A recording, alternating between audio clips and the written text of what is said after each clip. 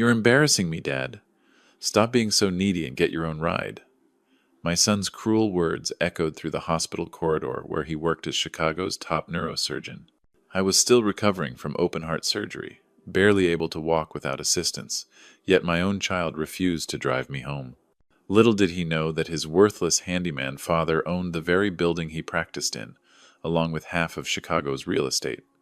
By tomorrow, he'd discover the truth. But by then, it would be too late. Before continuing the story, please comment below to let me know where you are hearing this story from. If this happened to you, how would you react? Share below. 3 days after open-heart surgery, at Northwestern Memorial Hospital, the same hospital where Dr. Michael Carter worked as a renowned neurosurgeon. My own son talking to me like I was some burden he couldn't wait to discard. Dad, seriously? I'm not your personal chauffeur. Take an Uber like everyone else. Some of us have real careers to worry about. Stop being so needy and pathetic. Another message appeared. And don't embarrass me by showing up at the hospital looking like a homeless person.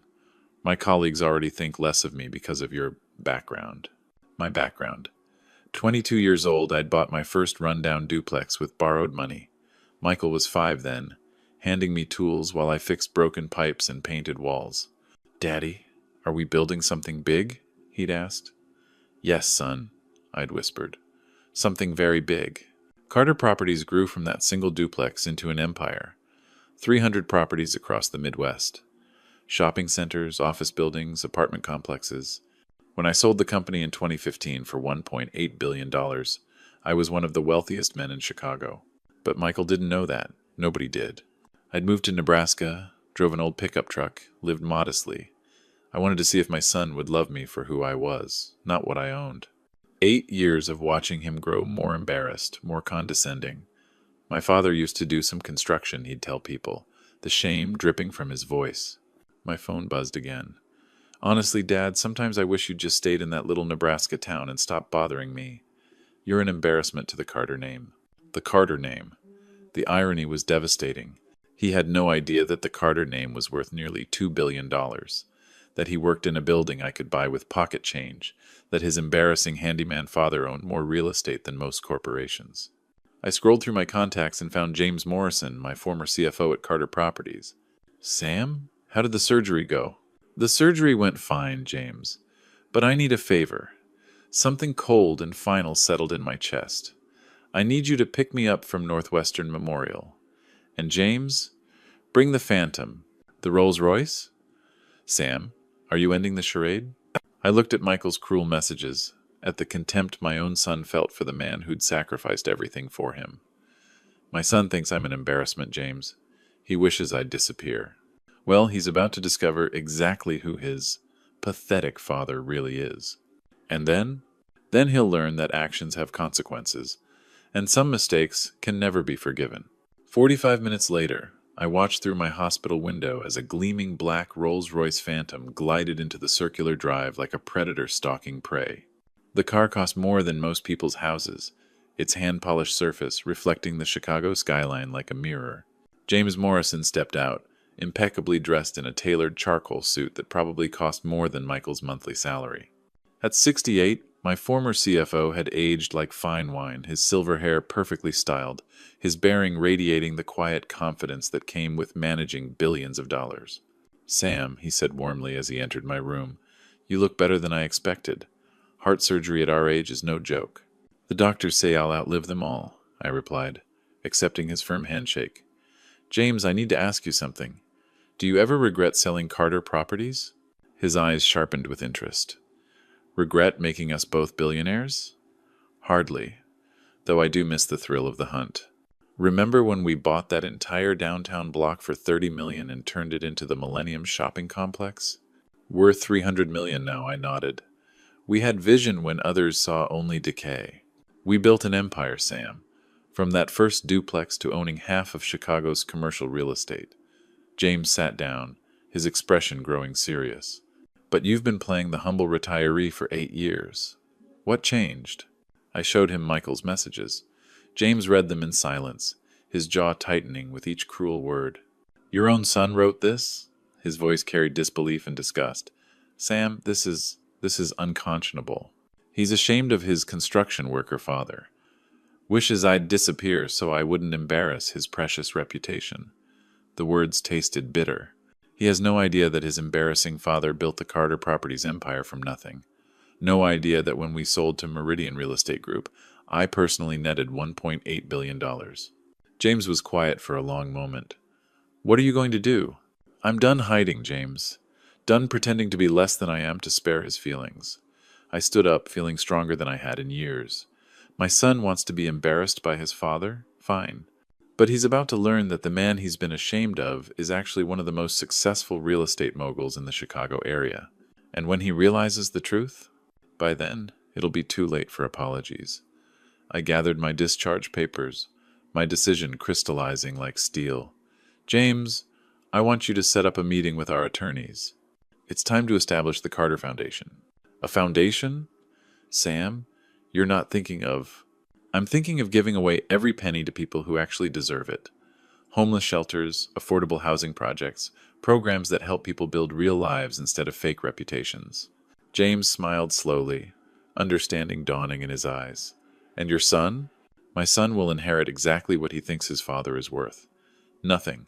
As we walked toward the elevator, I felt a weight lifting from my shoulders. For 8 years, I'd diminished myself, hoping Michael would love the man instead of the money. Instead, he'd grown to despise both the man and what he thought was my failure. Ready to remind Chicago who Samuel Carter really is? James asked as we approached the Phantom. More than ready. It's time Michael learned that his pathetic father owns more real estate than he could imagine in his wildest dreams. The hospital elevator doors opened with a soft chime, and I stepped into the marble lobby of Northwestern Memorial Hospital feeling like a different man than the one who'd been wheeled in 3 days ago. James walked beside me, his presence commanding immediate respect from the staff who recognized wealth and power when they saw it. The car is just outside, James murmured as we approached the main entrance. Are you ready for this, Sam? I nodded, straightening my shoulders. I've been ready for 8 years. The automatic doors slid open, and there it was. The Rolls-Royce Phantom sat in the circular drive like a sleeping giant, its obsidian paint reflecting the late afternoon sun. The chauffeur, impeccably dressed in a tailored uniform, stood at attention beside the rear door. Mr. Carter, he said with a respectful nod, opening the door with practiced precision. Welcome back, sir. I paused for just a moment, savoring the weight of those words. Mr. Carter, not hey old man or the handyman. The respect I'd earned through decades of hard work and brilliant business decisions. As I settled into the hand-stitched leather seats, I caught a glimpse of movement in my peripheral vision. A figure near the hospital entrance, frozen in place. Someone watching. James, I said quietly. Isn't that Michael, by the main doors? James glanced through the tinted window and smiled grimly. Indeed it is, perfect timing. Dr. Michael Carter had been heading to his BMW, golf clubs in hand, when the Rolls-Royce caught his attention. He'd stopped to admire the magnificent machine, wondering which pharmaceutical executive or tech mogul was visiting the hospital. Then he saw the elderly man approaching the car, moving slowly but with unmistakable dignity. The chauffeur treating him like royalty, opening the door with ceremony reserved for the ultra-wealthy. Michael's golf clubs clattered to the pavement as recognition hit him like a lightning bolt. The man climbing into the $400,000 Rolls-Royce was his father. His pathetic, embarrassing, construction worker father. That's impossible, Michael whispered, his hands trembling as he stared at the surreal scene. His father lived in a modest house in Nebraska. His father drove a beat-up pickup truck. His father was nobody. But there he was, settling into luxury like he'd been born to it. Michael's phone appeared in his shaking hands. Something was terribly wrong with this picture. He typed frantically, Samuel Carter, Nebraska. Nothing unusual appeared. Then, almost without thinking, he added Chicago to the search. The results loaded, and Michael's world exploded. Forbes. The reclusive real estate mogul returns. Chicago Tribune. Carter Properties. Founder worth $1.8 billion. Business Weekly. Samuel Carter, the man who built Chicago.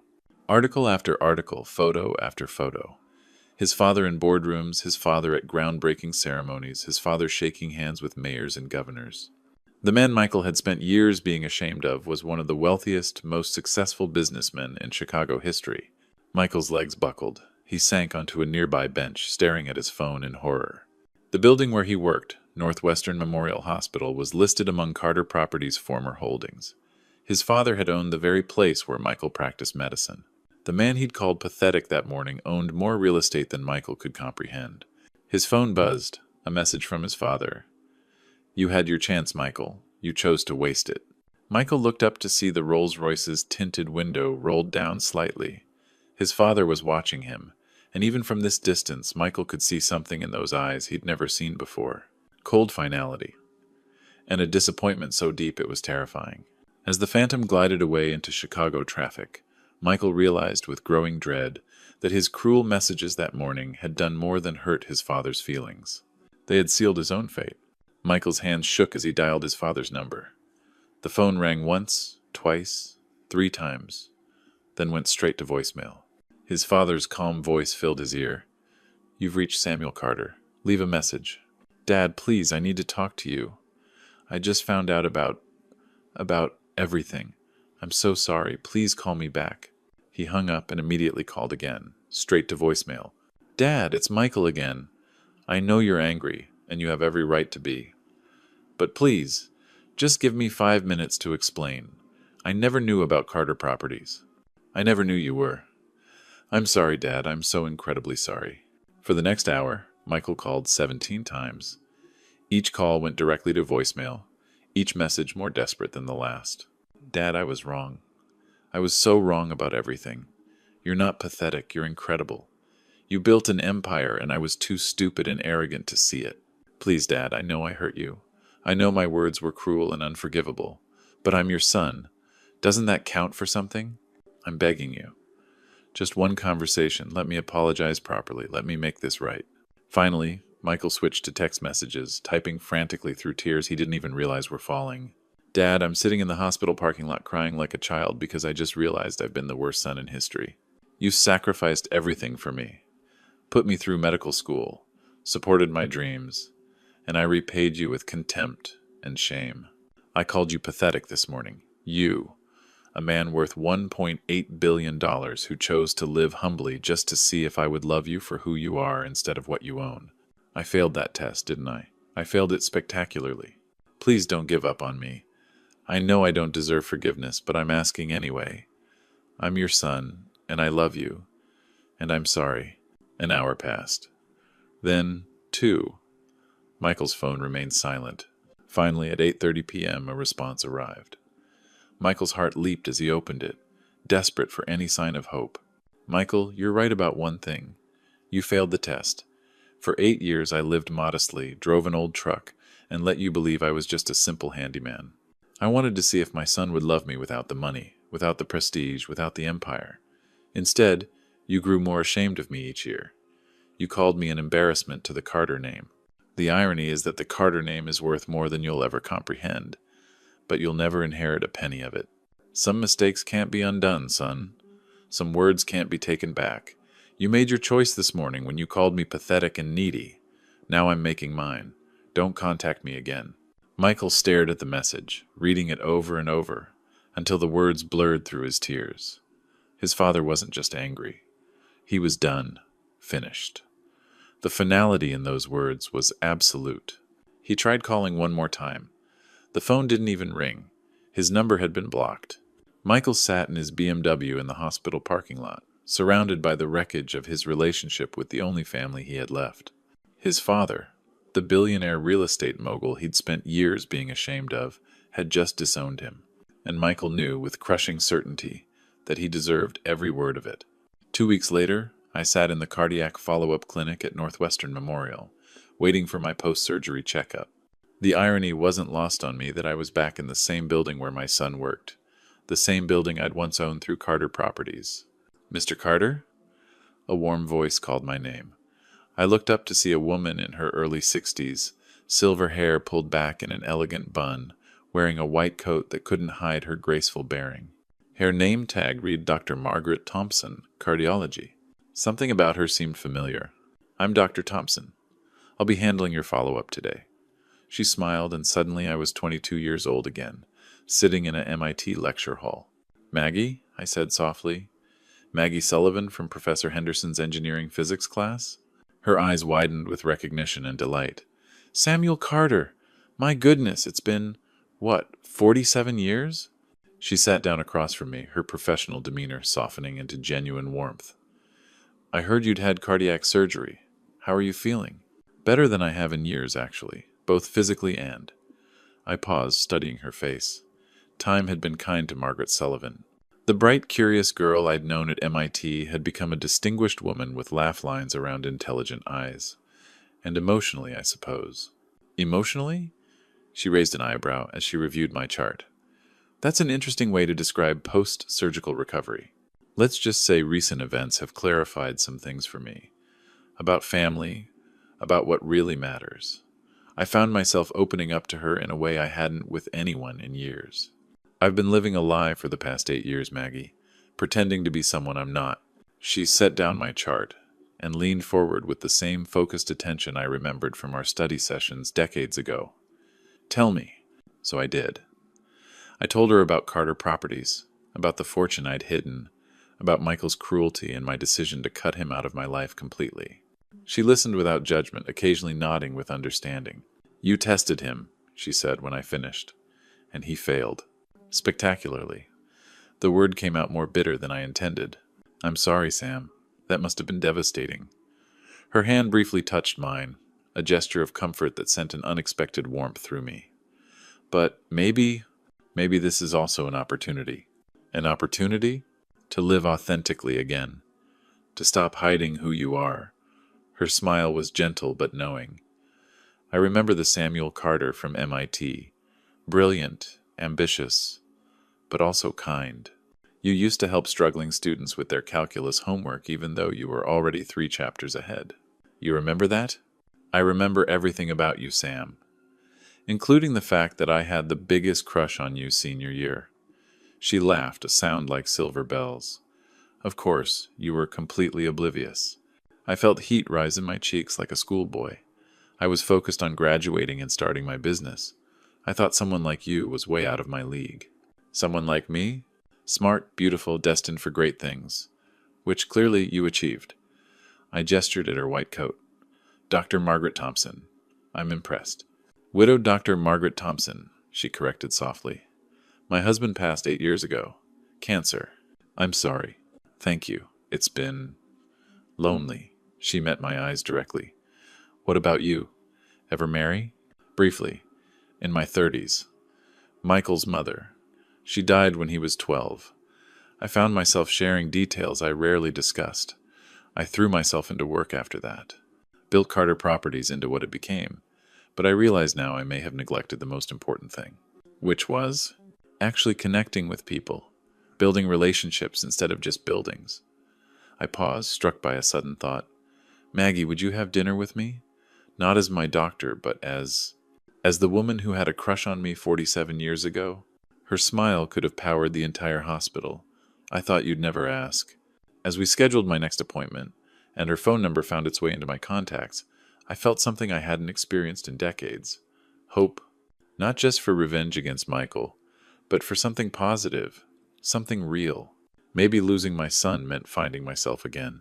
1 month after my dinner with Maggie, I sat in the mahogany-paneled conference room of Morrison & Associates, Chicago's most prestigious law firm. James sat to my right, a stack of legal documents before him. Across the table, 3 of the city's top attorneys waited for my instructions. Maggie squeezed my hand under the table. Over the past weeks, our relationship had blossomed into something beautiful and unexpected. She understood my pain about Michael, but more importantly, she supported my decision to move forward without him. Gentlemen, I began, my voice steady and clear. I want to establish the Carter Thompson Foundation. Every penny of my $1.8 billion fortune will be transferred to this charitable organization. The lead attorney, Harrison Mitchell, leaned forward. Mr. Carter, this is an enormous decision. Perhaps you should consider leaving some provision for your son. My son made his feelings about me abundantly clear, I interrupted. He called me pathetic, needy, and an embarrassment to the Carter name. He wished I would disappear from his life. I'm simply granting his request. James slid a folder across the table. The foundation will focus on affordable housing projects, homeless shelters, and educational programs for underprivileged children. Everything Samuel built, everything he worked for, will go to people who actually need it. And the press conference? Mitchell asked, making notes. Tomorrow at 2 p.m., I replied. I want every major news outlet in Chicago there. After 8 years of hiding, it's time the world knows who Samuel Carter really is. And more importantly, who he isn't leaving his fortune to. Maggie spoke for the first time. The medical community will be very interested in this story. A billionaire real estate mogul hiding in plain sight, then giving everything away after being rejected by his own son. That's exactly the narrative I want, I said. Michael values his reputation above everything else. Let's see how he handles being publicly identified as the son who was too ashamed of his billionaire father to pick him up from the hospital. Mitchell cleared his throat uncomfortably. Mr. Carter, this will destroy your son's career. The medical community doesn't look kindly on doctors who abandon family members. He destroyed our relationship first, I replied coldly. I'm simply making the consequences public. James pulled out another document. Sam, are you absolutely certain about this? Once you sign these papers, there's no going back. Michael will inherit nothing. I thought about the text messages, the years of shame and embarrassment, the golf game that was more important than his father's recovery. Then I looked at Maggie, who had shown me more genuine affection in 4 weeks than my son had in 8 years. I've never been more certain of anything in my life.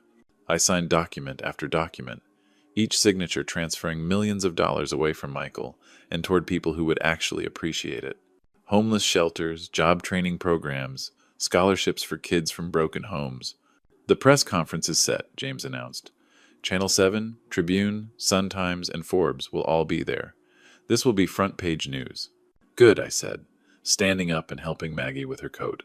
Michael wanted me to disappear from his life. Instead, I'm about to become the biggest news story in Chicago. And he'll have to watch as his pathetic father gives away a fortune he never knew existed. As we left the law firm, Maggie took my arm. Any regrets, Sam? Only one, I replied. That it took me 8 years to realize my son didn't deserve the man I was pretending to be, let alone the man I actually am. And tomorrow, Chicago learns the truth about Samuel Carter. And Michael learns what it really costs to be ashamed of your family. The die was cast. In less than 24 hours, my son's world would crumble, and he would finally understand exactly what he had thrown away. The grand ballroom at the Palmer House Hotel buzzed with anticipation. Reporters from every major Chicago news outlet filled the elegant space. Cameras focused on the podium where I would soon make the announcement that would change everything. I adjusted my tie, a silk Armani that cost more than most people's monthly salary. After 8 years of dressing like a humble retiree, wearing a billionaire's wardrobe felt both foreign and familiar. Maggie squeezed my hand. You look distinguished, Sam, like the titan of industry you've always been. Thank you for being here, I whispered. I couldn't do this without you. You could, she replied with a smile, but you don't have to. James approached the podium first. Ladies and gentlemen, thank you for coming. Today, you'll meet a man who has remained hidden in plain sight for nearly a decade. The founder and former CEO of Carter Properties, worth $1.8 billion, Samuel Carter. A murmur rippled through the crowd as I stepped forward. Flashbulbs erupted like lightning. Good afternoon, I began, my voice carrying across the silent room. Many of you are wondering why a billionaire would live anonymously for 8 years. The answer is simple. I wanted to test whether my family would love me for who I am, not what I own. I paused, scanning the crowd. Near the back, partially hidden behind a pillar, stood Michael. His face was pale, his expensive suit wrinkled like he'd slept in it. Our eyes met across the room, and I saw desperation, fear, and the dawning realization that his world was about to end. The test lasted 8 years, I continued. 8 years of driving a pickup truck, living in a modest home, and watching my son grow increasingly ashamed of his construction worker father. Yesterday, after recovering from heart surgery, my son sent me a text message. I pulled out my phone and read Michael's words aloud. Dad, seriously? I'm not your personal chauffeur. Take an Uber like everyone else. Some of us have real careers to worry about. Stop being so needy and pathetic. Gasps echoed through the ballroom.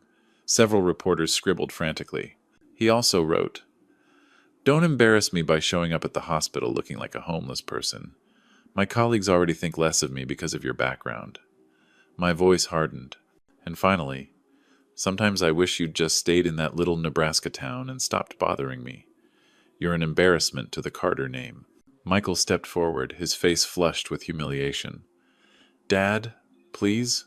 The Carter name, I continued, ignoring his interruption, that my son finds so embarrassing, is worth $1.8 billion. Carter Properties owned over 300 buildings across the Midwest, including the Northwestern Memorial Hospital where Dr. Michael Carter works as a neurosurgeon. The reporters turned toward Michael like sharks sensing blood. Cameras flashed in his direction as he stood frozen, trapped in his own nightmare. Today I'm announcing the establishment of the Carter Thompson Foundation. I gestured toward Maggie, who joined me at the podium. Every penny of my fortune will fund homeless shelters, affordable housing projects, and educational programs for children from broken families. What about your son? A reporter called out. My son will inherit exactly what he thinks his father is worth. Nothing. The words rang with finality. He called me pathetic and needy. He wished I would disappear. He was ashamed of the man who sacrificed everything to give him the life he now lives. Michael pushed through the crowd, tears streaming down his face. Dad, I'm sorry. I didn't know. Please, I'll do anything. You had 8 years to love me without the money, I replied, my voice echoing through the silent ballroom. Instead, you spent 8 years wishing I would disappear. Congratulations, Michael. You got your wish. The pathetic, embarrassing father you were ashamed of just gave away $2 billion to people who will actually appreciate it. Security escorted the sobbing Michael from the room as reporters shouted questions. I watched him go with no emotion except relief. Ladies and gentlemen, I concluded, sometimes the greatest gift you can give someone is showing them exactly who they really are. 6 months later, I stood before a crowd of 300 people in Grand Island, Nebraska, watching as Mayor Patricia Williams cut the ribbon on the first Carter Thompson housing community. 25 beautiful homes stretched across 10 acres, each one designed for families transitioning out of homelessness. Maggie stood beside me, radiant in a simple blue dress, her engagement ring catching the autumn sunlight. We'd married quietly 3 months ago, surrounded by the children from our foundation's first educational program. No fancy ceremony, no society photographers, just two people who'd found love when they least expected it. Samuel, would you like to say a few words? Mayor Williams asked. I stepped forward, looking out at the faces in the crowd. Former homeless veterans who would soon have keys to their own homes. Single mothers who'd been living in shelters. Children who would finally have stable addresses for school registration. 47 years ago, I bought my first property with borrowed money and big dreams I began. I thought success meant accumulating wealth, building an empire, leaving a legacy for my son. I paused, feeling Maggie's hand slip into mine. I was wrong. Real success isn't what you build for yourself. It's what you build for others. It's not about the family you're born into, but the family you choose and who chooses you back.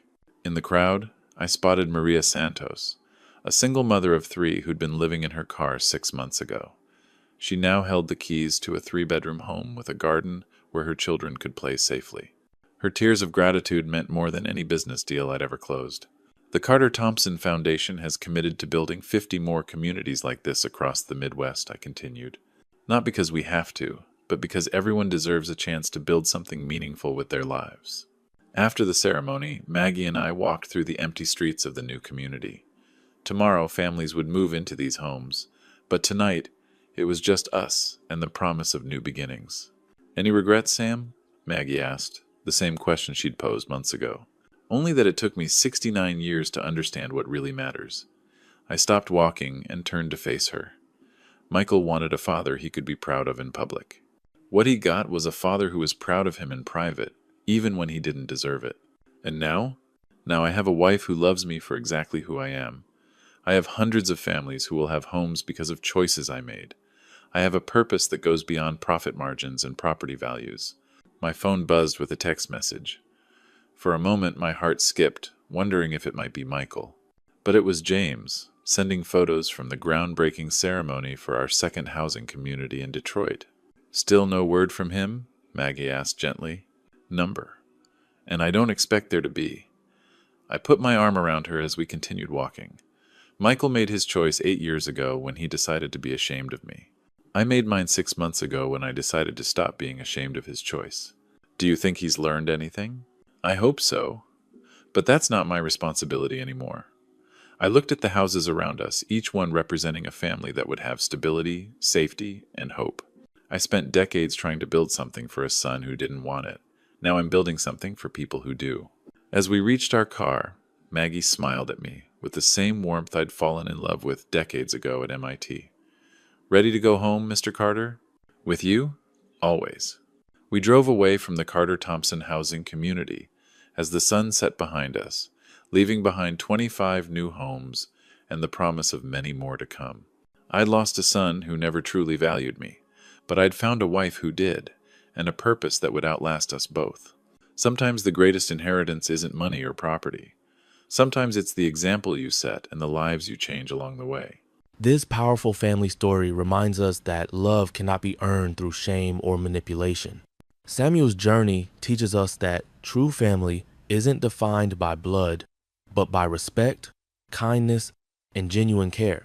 Like many grandpa stories we hear, this tale shows us that wisdom often comes disguised as simplicity, and that God has a way of revealing people's true character through the tests of life.